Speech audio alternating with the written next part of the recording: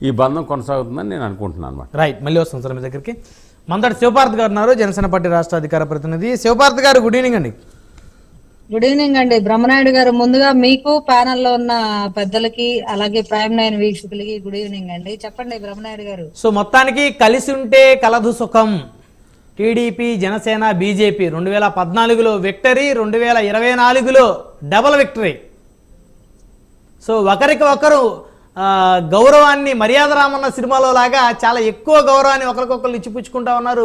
ఒకరి బ్లెస్సింగ్స్ ఒకరు తీసుకుంటా ఉన్నారు.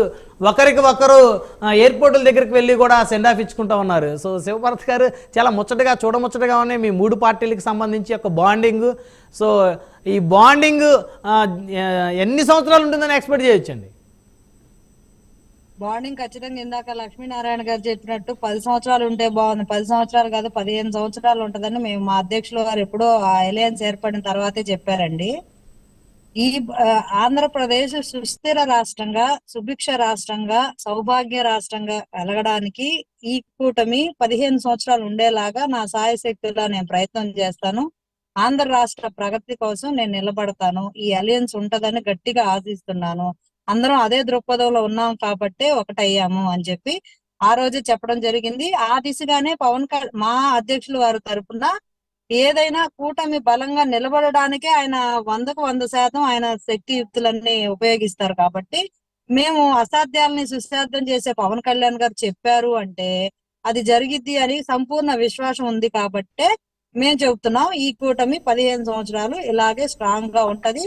ఆంధ్ర రాష్ట్రం దేశంలో కూడా మొదటి స్థానంలోకి దూసుకుపోతుంది, విజయపదంలో దూసుకెళ్తది. ఈ రోజు దానికి ఉదాహరణ ఏంటంటే, ఏవైతే 5 అంశాల మీద సంతకాలు చేశారో వాటిని గనక నిశ్చితంగా పరిశీలిస్తే మేనిఫెస్టోలో చెప్పిన విషయాల్ని ఇమీడియట్ గా కార్యాచరణ చేసేలాగా, అంటే మినిమం కొత్త గవర్నమెంట్ వచ్చిన తర్వాత తక్కువలో తక్కువ ఒక 50 రోజులైన టైం పట్టిద్దండి కార్యవర్గం అంతా రెడీ అవడానికి, కేబినెట్ కూర్పుకి.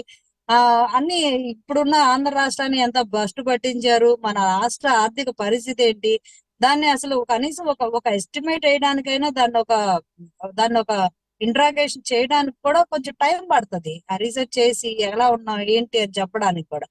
సో మనం ఇమీడియట్ గా ఇప్పుడు వెంటనే చెప్పారు కదా మేనిఫెస్టోలో ఏవి అని ప్రతిపక్షాలు అడుగుతున్నాయంటే, వాళ్ళు ఏదో ఒకటి అనాలి, వాళ్ళు కూడా మేము లైమ్ లైట్ లో కనపడాలి, లేకపోతే మా పార్టీ పూర్తిగా షటర్ క్లోజ్ అని చెప్పి మళ్ళీ ఎక్కడ ప్రజలు అనుకుంటారో మేము కూడా బ్రతికే ఉన్నాం, ఇంకా చచ్చిపోలా కొనుగుపిరితో ఉన్నాం అని చెప్పుకోవడానికి వాళ్ళు ప్రయత్నం చేస్తున్నారని అనుకోవాలి.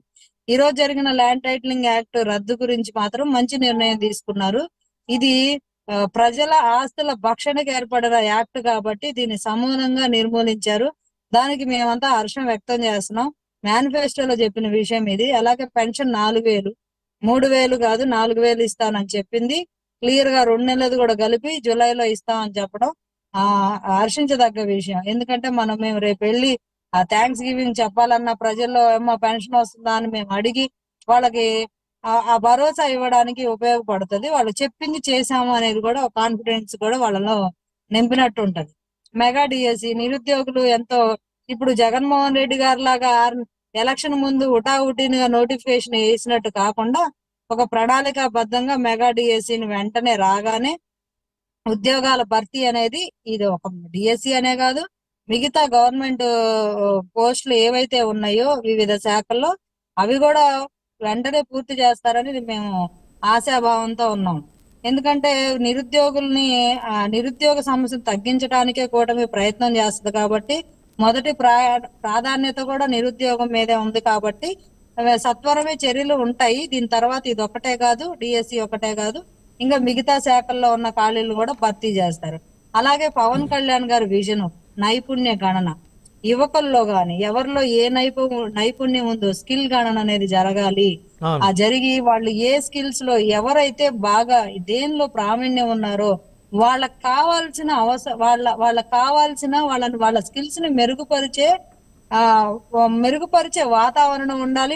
వాళ్ళకి చేయూతను అందించేలాగా ఆ స్కిల్స్ ని డెవలప్ చేసి వాళ్ళు దేనిలో ప్రావీణ్యం ఉన్నారో వాళ్ళకి సంబంధించిన వృత్తుల్లో వాళ్ళు గనక సెటిల్ అయ్యేలాగా చేయగలిగితే ఆదాయం, సంపద అన్ని క్రియేట్ అవుతాయి. అట్ ద సేమ్ టైం మనం వెనకబడిన రంగాల్లో కూడా ముందుకు తీసుకెళ్ళడానికి అవకాశం ఉంటుంది. ఒక్కొక్కళ్ళు ఒక్కొక్క టాలెంట్ ఉంటది. అన్ని టాలెంట్స్ గుర్తించడం, వాళ్ళకి కావాల్సిన సదుపాయాలు కల్పించడం, వాళ్ళకి ఉద్యోగం వస్తే ఇప్పుడు ఆటలాడే వాళ్ళు స్పోర్ట్స్ ఆడతారు. ఎక్కువ బాగా స్పోర్ట్స్ ఆడే వాళ్ళు ఉంటే వాళ్ళకి కావాల్సిన సదుపాయాలు కలిగిస్తే ఆంధ్ర రాష్ట్రాన్ని దేశంలోనే నెంబర్ 1 గా పెడతారు. ఒలింపిక్స్ లో వెళ్తే పథకాలు సాధిస్తారు. నేషనల్ ఇంటర్నేషనల్ గేమ్స్ లో మన రాష్ట్రం కీర్తి పదంలోకి వెళ్తది కదా. అట్లా నాట్ ఓన్లీ స్పోర్ట్స్, ఎవరైతే దేనిలో ప్రావీణ్యం ఉన్నారో దానికి వాళ్ళకి ప్లాట్ఫామ్స్ ఇస్తే, వాళ్ళకి సదుపాయాలు ఇస్తే వాళ్ళు వాళ్ళ రంగాల్లో దూసుకుపోతారు. ఆ రకంగా కూడా మనం కీర్తించబడుతుంది. మన రాష్ట్రం నుంచి ఇంతమంది వెళ్ళారా, ఇంతమంది క్రీడాకారులు ఉన్నారా, ఇంతమంది కళాకారులు ఉన్నారా, ఇంతమంది విజ్ఞానవంతులు ఉన్నారా, ఇంత సైంటిస్టులు ఉన్నారా, మేధావులు ఉన్నారా, జర్నలిస్టులు ఉన్నారా, ఎలా ఉన్నారనేది వాళ్ళకు ప్లాట్ఫామ్ అనేది క్రియేట్ చేయాల్సిన బాధ్యత ఉంది. దాని ద్వారా కూడా నిరుద్యోగ నిర్మూలన జరిగింది. ఆ స్కిల్ గణనే ఇంపార్టెంట్.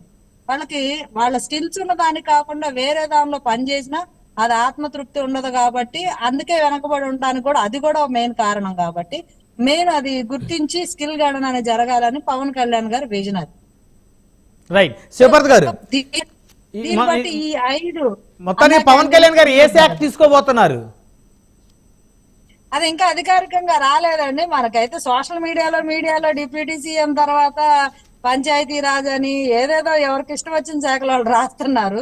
సో అధికారికంగా ఏం తీసుకోబోతున్నారు? మేమైతే నాకైతే ఆ కళ్యాణ్ గారు చెప్పిన నేషనల్ మీడియాలో వచ్చిన ఆ ఇంటర్వ్యూ చూస్తే మా నాన్నగారు కానిస్టేబుల్, నాకు ఒక ఆలోచన ఉంది అనగానే ఒకవేళ హోంశాఖ తీసుకుంటారేమో. ఎందుకంటే ఆయన ఎప్పుడు శాంతి భద్రతల గురించి ఎక్కువ మాట్లాడుతుంటారు.